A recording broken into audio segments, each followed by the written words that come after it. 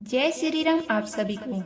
जब कुरुक्षेत्र की उस धूल भरी धरती पर शंखदान गूंज रहा था, तब अर्जुन के भीतर उससे भी अधिक तीव्र एक शोर उठ रहा था। शस्त्र हाथ में थे, पर हाथ कांप रहे थे। सामने युद्ध नहीं था, सामने उसके अपने थे। वही चेहरे जिनके साथ हंसी बांटी थी, जिनके साथ जीवन जिया था। उस क्षण अर्जुन को यह युद्ध बाहरी कम और भीतर का अधिक लगने लगा। और तभी उसी मौन में श्री कृष्ण जी की वाणी नहीं, बल्कि उनकी उपस्थिति अर्जुन के भीतर उतरने लगी। वह केवल रथ के सारथी नहीं थे, वह अर्जुन के टूटते मन के सहारे बन चुके थे। उन्होंने कहा कि जिसे तू अपना शरीर समझ रहा है, वह तो समय की रेत है, आज है कल नहीं रहेगा। पर जो भीतर देख रहा है, जो डर रहा है, जो प्रश्न कर रहा है, वही तो तू वास्तव में है।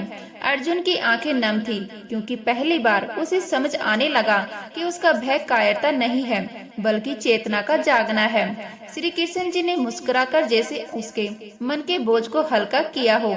उन्होंने कहा कि जीवन केवल तलवारों से नहीं लड़ा जाता, जीवन तो हर क्षण मन और बुद्धि के बीच लड़ा जाता है। जब मन मोह में उलझता है तो बुद्धि कमजोर पड़ जाती है, और जब बुद्धि स्थिर होती है तो मन स्वयं शांत हो जाता है। तू यह मत सोच कि तेरा धर्म केवल युद्ध करना है।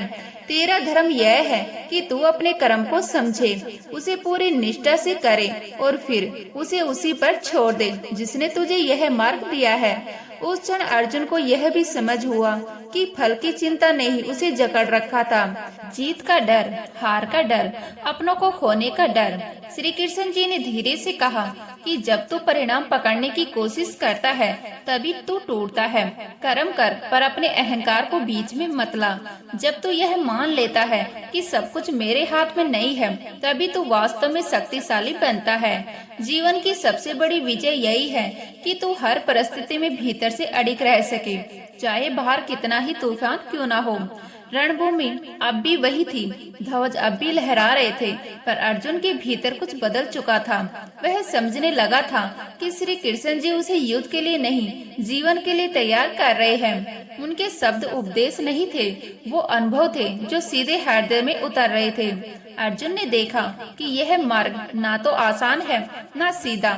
इसमें मोह भी है, भ्रम भी है, गिरना भी है, पर इसी मार्ग पर चलकर मनुष्य अपने भीतर की दिव्यता को पहचानता है। इससे पहले कि हम इस विषय को गहराई से समझे, आपसे अनुरोध है कि आप हमारे चैनल को सब्सक्राइब कर लीजिएगा और वीडियो अच्छी लगे तो लाइक कर दीजिएगा। अद्भुत धरा और अनंत आकाश के बीच खड़ा अर्जुन अब अकेला नहीं था। उसके साथ उसका संदेह था, उसका भय था, और उसी साथ श्री कृष्ण जी की करुणा और मार्गदर्शन भी था। यही वह क्षण था जहाँ से अर्जुन का आध्यात्मिक पंथ आरंभ हुआ, जहाँ कर्म, भक्ति और ज्ञान एक दूसरे में घुलने लगे। यह कोई अंत नहीं था, पर श्री कृष्ण जी ने अर्जुन जी के टूटे हुए मन को वही रोका नहीं, बल्कि उसे और गहराई तक ले गए, जहाँ से भय अपने आप ढीला पड़ने लगता है। उन्होंने कहा कि जिसे तू मृत्यु समझ रहा है, वह केवल एक बदलाव है, एक यात्रा है। इस देह के भीतर जो आत्मा है, वह ना कभी जन्म लेती है, ना कभी मरती है। वह नष्ट नहीं होती, बस रूप बदलती है। जैसे मनुष्य पुराने वस्त्र उतार कर नए पहन लेता है, वैसे ही आत्मा एक शरीर छोड़कर दूसरे में प्रवेश करती है। इसीलिए शोक उसी को होता है जो केवल आंखों से देखता है, भीतर से नहीं।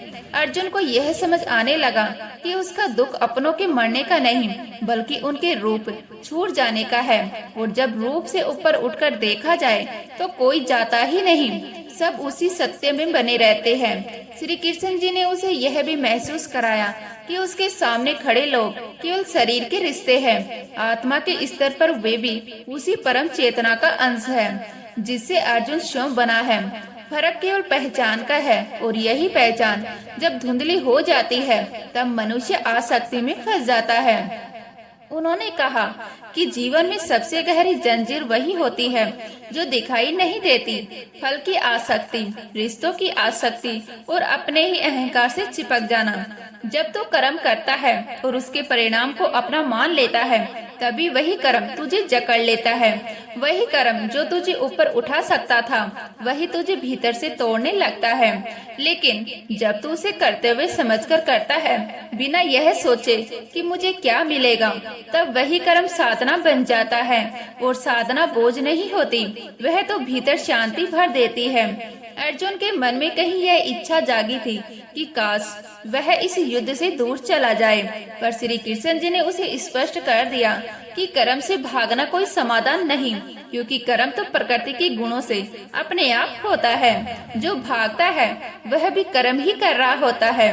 बस भ्रम में सच्चा त्याग कर्म छोड़ देना नहीं है, सत्य त्याग फल छोड़ देना है। जब तू यह सीख लेता है कि परिणाम मेरे हाथ में नहीं है, तभी तू मुक्त होता है। उन्होंने कहा कि जो व्यक्ति सुख और दुख में, लाभ और हानि में, जय और पराजय में समान बना रहता है, वही स्थिर बुद्धि वाला है। वही व्यक्ति परिस्थितियों का गुलाम नहीं होता, बल्कि परिस्थितियाँ उसके सामने छोटी पड़ने लगती है। फिर श्री कृष्ण जी ने उस बात को छुआ जो जीवन को संतुलित बनाती है। उन्होंने कहा कि भक्ति, ज्ञान और कर्म अलग अलग रास्ते नहीं है, यह एक ही सत्य की ओर जाने वाली तीन धाराएं हैं। ज्ञान अगर विनम्रता से खाली हो जाए तो वह अहंकार बन जाती है। कर्म अगर भक्ति के बिना हो तो वह बोझ बन जाता है, और भक्ति अगर समझ के बिना हो तो वह अंधी श्रद्धा बन जाती है। जीवन तब सुंदर बनता है जब इन तीनों के बीच संतुलन होता है। जब तू अपने स्वधर्म को स्वीकार करता है, चाहे वह कठिन लगे, तभी तू भीतर से स्थिर होता है। पर धर्म बाहर से आकर्षक लग सकता है, आसान लग सकता है, मगर अंत में वही भय और गिरावट की ओर ले जाता है। इन शब्दों के बीच अर्जुन का मन अब भी प्रश्नों से भरा था, पर उनमें घबराहट नहीं थी। यह कोई अंतिम उपदेश नहीं था, यह तो भीतर खुलती एक ऐसी समझ थी जहाँ हर स्पष्टता के साथ एक नया द्वार खुल रहा था। तब श्री कृष्ण जी ने अर्जुन जी को उस सत्य से परिचित कराया जिसे मनुष्य अक्सर बाहर ढूंढता रहता है, जबकि वह सदा भीतर ही मौजूद रहता है। उन्होंने कहा कि ईश्वर कोई दूरी बैठी सत्ता नहीं है, कोई अलग लोक में रहने वाली शक्ति नहीं है। वह तो हर अर्ध में साक्षी बनकर बैठा है, हर विचार को देख रहा है, हर भावना को महसूस कर रहा है, हर कर्म के पीछे छिपी मनसा को जानता है। जब मनुष्य अपने मन की चंचलता, अपनी बुद्धि के अहंकार और अपने में ही जकड़न को उसी ईश्वर में अर्पित कर देता है, तब जीवन का कोई भी क्षण साधारण नहीं रहता। तब चलना भी पूजा बन जाता है, कर्म भी प्रार्थना बन जाता है, और संघर्ष भी ईश्वर से संवाद बन जाता है। श्री कृष्ण जी ने अर्जुन जी को यह भरोसा दिया कि जो व्यक्ति सच्चे मन से भय और संदेह छोड़कर शरण में आता है, उसे संसार की कोई भी परिस्थिति हरा नहीं सकती, क्योंकि तब उसका जीवन केवल उसकी सीमित समझ में नहीं, बल्कि उस परम चेतना के मार्गदर्शन में चलने लगता है, जो अभी भ्रमित नहीं होता। धीरे धीरे अर्जुन समझने लगा कि जीवन का उद्देश्य केवल सांस लेना और समय काटना नहीं है। जीवन तो चेतना को ऊपर उठाने का अवसर है, अपने भीतर छिपे उस दिव्य तत्व को पहचानने का मार्ग है, जो हर मनुष्य में समान रूप से मौजूद है, पर बहुत कम लोग उसकी ओर देखने का साहस करते हैं। श्री कृष्ण जी ने कहा कि जब मनुष्य अपने कर्तव्य को ईश्वर की इच्छा मानकर करता है, तब वह इस संसार में रहते हुए भी उससे बंधा नहीं रहता। वह कार्य करता है पर पछता नहीं, वह प्रेम करता है पर आसक्त नहीं होता। यही वह अवस्था है जिसे योग कहा गया है, जहाँ भीतर गहरी शांति होती है, भले ही बाहर कितना भी कोलाहल क्यों न हो। फिर उन्होंने अर्जुन के मन के उस भ्रम को छुआ जो हर मनुष्य के भीतर कहीं न कहीं छिपा रहता है। उन्होंने कहा कि जीवन का सबसे बड़ा भ्रम यही है कि इंसान खुद को परिस्थितियों का दास मान लेता है, जबकि सच यह है कि परिस्थितियां मनुष्य को नहीं गढ़ती, मनुष्य की दृष्टि परिस्थितियों को आकार देती है। जो हर स्थिति में केवल पीड़ा देखता है वह टूटता चला जाता है, और जो हर स्थिति में सीख देखना शुरू कर देता है वह कभी पराजित नहीं होता। दुख उसे कमजोर नहीं करता, बल्कि भीतर से परिपक्व बनाता है। सुख उसे घमंडी नहीं बनाता, बल्कि कृतज्ञ बनाता है। और यही संतुलन, यही समझ योग की पहली सांस है। श्री कृष्ण जी ने यह भी स्पष्ट किया कि भय का जन्म बाहर से नहीं होता, भय अज्ञान से जन्म लेता है। जब मनुष्य भविष्य की कल्पनाओं में उलझ जाता है तब भय उसकी जड़ों में बैठ जाता है। जो अभी घटा भी नहीं उसी का बोझ वह आज ढोने लगता है, लेकिन जो वर्तमान में टिक जाता है वह ना पछतावे में जीता है न आशंका में। उसके लिए जो अभी है वही उसका सत्य होता है और वही सजगता से किया गया कर्म भविष्य की दिशा तय करता है। इसीलिए जागरूक होकर जीना, पूरे होश में कर्म करना, यही सच्ची साधना है। इन शब्दों के साथ अर्जुन के भीतर एक नई दृष्टि जन्म ले रही थी और श्री कृष्ण जी ने अर्जुन जी को यह भी महसूस कराया कि यही जागरूकता वह द्वार है जहाँ से आत्मा की यात्रा सच में ऊपर उठती है। उन्होंने कहा कि इंसान को जो सबसे मजबूती से बांधता है वह कोई बाहर की जंजीर नहीं बल्कि भीतर पत्ता, वह अहंकार है। यह इतना सूक्ष्म होता है कि ज्ञान के भीतर भी छिप जाता है, त्याग का रूप भी ले लेता है। जब तक मनुष्य यह मानता रहता है कि मैं ही सब कुछ कर रहा हूँ तब तक बंधन बना रहता है, लेकिन जिस दिन यह समझ उतर जाती है कि कर्म प्रकृति के गुणों से ही हो रहा है और मैं केवल माध्यम हूँ, उसी दिन भीतर एक अजीब सी हल्कापन जन्म लेता है। ऐसा व्यक्ति न श्रेय की अपेक्षा करता है न दोष से भयभीत होता है। वह बस देखता है, समझता है और साक्षी बनकर जीता है। यही वह स्वतंत्रता है जो बाहर नहीं भीतर महसूस होती है। फिर श्री कृष्ण जी ने अर्जुन के मन में उस डर को छुआ जिसे हम अक्सर अकेलापन समझ लेते हैं। उन्होंने कहा कि अकेलापन और एकांत एक जैसे नहीं होते। अकेलापन भीतर खालीपन पैदा करता है जबकि एकांत भीतर की आवाज से मिलवाता है। जो व्यक्ति अपने साथ बैठना सीख लेता है उसे भीड़ की जरूरत नहीं पड़ती। वह खुद के भीतर इतना भर जाता है कि बाहर की कमी उसे हिला नहीं पाती। मौन में उसे उत्तर मिलने लगते हैं, ऐसे उत्तर जो शोर में कभी सुनाई नहीं देते। इसीलिए जो आत्मिक मार्ग पर चलते हैं वो एकांत चुनते हैं। यह दुनिया से भागना नहीं होता, वह खुद के पास लौटना होता है। श्री कृष्ण जी ने यह भी स्पष्ट किया कि इच्छाएं स्वयं में कोई अपराध नहीं। समस्या तब शुरू होती है जब इच्छा विवेक से अलग हो जाती है। जब इच्छा आवश्यकता बन जाती है तब संतुलन टूटने लगता है। विवेक के साथ की गई इच्छा जीवन को आगे बढ़ाती है, सपने देखती है, दिशा देती है, लेकिन विवेक के बिना दौड़ती इच्छा इंसान को थका देती है, खाली कर देती है। इसीलिए जीवन में इच्छा और विवेक का संतुलन जरूरी है। यही संतुलन मन को शांत रखता है, यही संयम जीवन को सुंदर बनाता है। फिर उन्होंने अर्जुन जी को उस सत्य से परिचित कराया जो अक्सर मनुष्य को भीतर से गिरा देता है। उन्होंने कहा कि दूसरों से तुलना करना आत्मिक पतन की सबसे गहरी जड़ है। हर आत्मा अपनी अलग यात्रा पर है, हर जीवन अपने अलग पाठ सीख रहा है। किसी और के रास्ते को अपनाने से केवल भ्रम पैदा होता है, शांति नहीं।